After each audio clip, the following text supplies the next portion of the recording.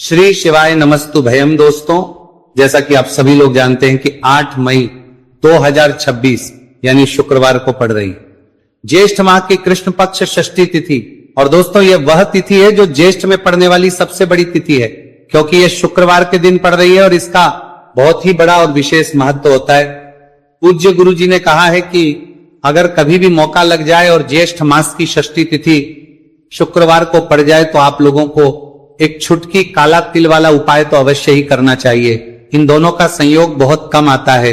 और इसी के साथ में गुरुजी ने अपनी शिव पुराण कथा में बताया है कि इस दिन आपको एक छुटकी काला तिल वाला उपाय तो आपको अवश्य ही करना चाहिए, क्योंकि ऐसा दिन पूरे साल में सिर्फ एक ही बार आता है।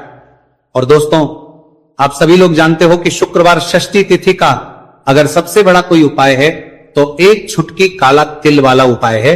तो दोस्तों, शुक्रवार षष्ठी तिथि के दिन आप लोगों को इस एक छुटकी काला तिल वाला उपाय को जरूर करना है। बहुत सारे लोग होंगे जिन लोगों ने इस उपाय को ना किया हो, मतलब पूरा महीना निकल गया, उन्होंने किसी भी दिन इस एक छुटकी काला तिल वाला उपाय को ना किया हो। पर दोस्तों, आपके पास एक आखिरी मौका बचा हुआ है, जो कि 8 मई शुक्रवार षष्ठी तिथि के दिन है। तो इस दिन आप लोगों को इस वाले उपाय को जरूर कर लेना है, भले ही आपने पूरे महीने भर इस उपाय को ना किया हो। पर अगर आप इस ज्येष्ठ मास के शुक्रवार षष्ठी तिथि के दिन अगर इस वाले उपाय को कर लिया तो आपको इस उपाय को करने का वो फल मिलेगा जिसकी आपने कभी कल्पना भी नहीं करी हो। इसीलिए आप लोग इस वाले उपाय को एक बार जरूर कर लेना है, ताकि आप लोगों के हाथ से यह मौका ना जा सके और आपको इस उपाय को करने का फल मिल सके। दोस्तों, यह उपाय पंडित जी ने अपनी अभी के ही श्री शिव महापुराण की कथा में बताया है, जिस उपाय को आज हम आपको बहुत अच्छे से समझाने वाले हैं। वीडियो को देखने के बाद इस उपाय को समझने के लिए आपको कोई और वीडियो को देखने की जरूरत नहीं पड़ेगी। तो चलिए दोस्तों, उपाय को शुरू करते हैं। देखिए, ये इस ज्येष्ठ मास के शुक्रवार षष्ठी तिथि के दिन ये इतना खास होता है, इतना महत्वपूर्ण होता है, देखा गया है। कभी कभी बड़े बड़े पूजा पाठ अनुष्ठान से जो मनोकामना पूर्ण नहीं होते, वह ज्येष्ठ मास के शुक्रवार षष्ठी तिथि के दिन एक छोटे से उपाय करने से ही आपकी मनोकामना पूर्ण हो जाती है। और बहुत सारे लोगों ने इस उपाय को किया भी है और उनको इसको करने का फल भी जरूर मिला है। अगर आप लोग भी इस उपाय को करना चाहते हैं तो आप इस उपाय को पहले अच्छे से समझ लेना, सुन लेना, उसके बाद करना। आपको इस उपाय का फल जरूर मिलेगा। और इस उपाय को कर लेने से आपके घर में चाहे किसी भी प्रकार की दुहक और समस्या क्यों ना चल रही हो, आपको उसका कारण भी नहीं पता है कि भाई ये समस्या किस कारण से चल रही है, उसका कुछ भी कारण हो सकता है, जैसे पितृदोष हो सकता है, किसी भी तरह का मंगल दोष भी हो सकता है। तो इस दिन आप लोगों को यह वाला उपाय कर लेना है। यह एक ऐसा उपाय है जिस उपाय को अगर किसी विशेष दिन पर किया जाए तो भाई उस विशेष दिन का जो है वह तो हमें मिलता ही मिलता है, पर हमने उस दिन पर इस उपाय को किया है तो हमें उससे भी बड़ा फल मिलता है, और फल बहुत जल्दी मिलता है, क्योंकि आप इस उपाय को बहुत ही बड़े और विशेष दिन पर कर रहे हो। तो चलिए अब उपाय के बारे में बात करते हैं। उससे पहले आप लोगों को यह जानना आवश्यक है कि आखिर यह उपाय किस समय करना है, किसको करना है और कैसे करना है। तो चलिए हम आगे आपको वीडियो में एक एक करके बता देते हैं। लेकिन उससे पहले अगर आप लोग हमारे चैनल पर पहली बार आए हैं या फिर मेरी आवाज आज पहली बार सुन रहे हैं तो हमारे चैनल को सब्सक्राइब जरूर कर लेना, और इस वीडियो को लाइक करके कमेंट बॉक्स में श्री शिवाय नमस्तु भयम ओम नमः शिवाय जरूर टाइप कर देना। तो दोस्तों, इस एक छुटकी काला तिल वाला उपाय को हमें इस शुक्रवार षष्ठी तिथि के दिन कैसे करना है, किसको करना है, किस समय करना है और कहां पर करना है, ये सारे सवालों के जवाब आपको इस वीडियो में मिल जाएंगे। और जो ये वीडियो देखेगा भाई, उसको एक छुटकी काला तिल वाला उपाय जरूर करना चाहिए, क्योंकि इस दिन एक छुटकी काला तिल का भी बहुत ही बड़ा और विशेष महत्व होता है। और जब बात आ जाए एक छुटकी काला तिल वाला उपाय की, तो ये सोने पर वाली बात हो जाती है, और ये एक बहुत ही बड़ा उपाय हो जाता है इस शुक्रवार षष्ठी तिथि का।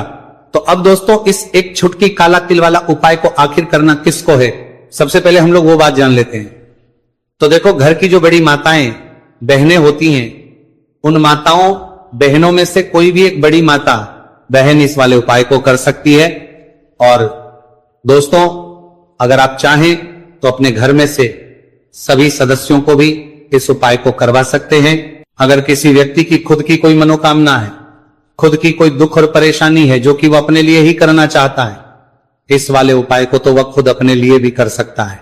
बाकी अगर कोई घर में से ऐसा है जो कि अपने पूरे घर परिवार की सुख और शांति के लिए यह वाला उपाय करना चाहता है, तो भाई वो भी कर सकता है, उसमें भी कोई दिक्कत वाली बात नहीं है। कहने का मतलब यह है कि इस उपाय को हर एक सदस्य भी कर सकता है और पूरे घर परिवार के सदस्य के लिए घर की बड़ी बहनों में से कोई एक माता बहन भी कर सकती है। माताएं बहनें अगर घर में उपस्थित ना हो या वो ये वाला उपाय ना कर पा रही हो, तो फिर घर का कोई बड़ा सदस्य भी इस एक छुटकी काला तिल वाला उपाय को कर सकता है, चाहे फिर वह पुरुष ही क्यों ना हो, उसमें कोई भी दिक्कत वाली बात नहीं है। अब दोस्तों, जो अगला प्रश्न निकल कर आता है वही आता है इस उपाय को लेकर कि आखिर इस उपाय को हमें किस समय करना है, सुबह के समय करना है कि शाम के समय करना है। तो देखो, इस वाले उपाय को आप लोग सुबह भी कर सकते हो और शाम के समय प्रदोष काल में भी कर सकते हो। अब अगर आप पूछो कि भाई सबसे उत्तम समय कौन सा रहेगा इस एक छुटकी काला तिल वाला उपाय को करने का, तो हम आपसे बस यही कहेंगे कि इस उपाय को आप सुबह के समय करेंगे तो ज्यादा बेहतर होगा। बाकी अगर प्रदोष काल शाम के समय भी करेंगे तो भी अच्छा होगा, उसमें कोई भी दिक्कत वाली बात नहीं है। तो अब दोस्तों, जो अगली सबसे बड़ी और महत्वपूर्ण बात आती है वह ये आती है कि सुबह अगर हम उपाय को करेंगे तो हमें कितने बजे से लेकर कितने बजे तक के बीच में करना है, और शाम के समय प्रदोष काल में करेंगे तो हमें कितने बजे से लेकर कितने बजे के बीच में करना है। तो देखो, सुबह जितनी जल्दी हो सके आप उपाय को करने की कोशिश करना। बाकी अगर किसी कारणवश लेट भी हो जाओ, थोड़ी देर भी हो जाए, तो 10 या 11 बजे तक भी आप उपाय कर लेना, पर 12 बजे से ज्यादा देरी ना हो, ठीक है, इस बात का ध्यान रखना। उसके बाद में दोस्तों, अगर के समय प्रदोष काल की बात करें, प्रदोष काल का जो समय है होता है वो शाम के 6 बजे से शुरू हो जाता है। मतलब शाम के 6 बजे से लेकर 7 बजे के बीच का जो समय होता है, ये समय प्रदोष काल का समय होता है। तो आप इस उपाय को 7 या 8 बजे के बीच में भी कर सकते हो। मतलब शाम के 6 बजे से रात 8 बजे के बीच में आप कभी भी इस वाले उपाय को कर सकते हो, उसमें कोई भी दिक्कत वाली बात नहीं है। देखिए, आज के इस पूरे वीडियो में हम आपको 3 चमत्कारिक उपाय बताने वाले हैं। ये तीनों ही उपाय बहुत खास और बहुत ही विशेष होने वाले हैं।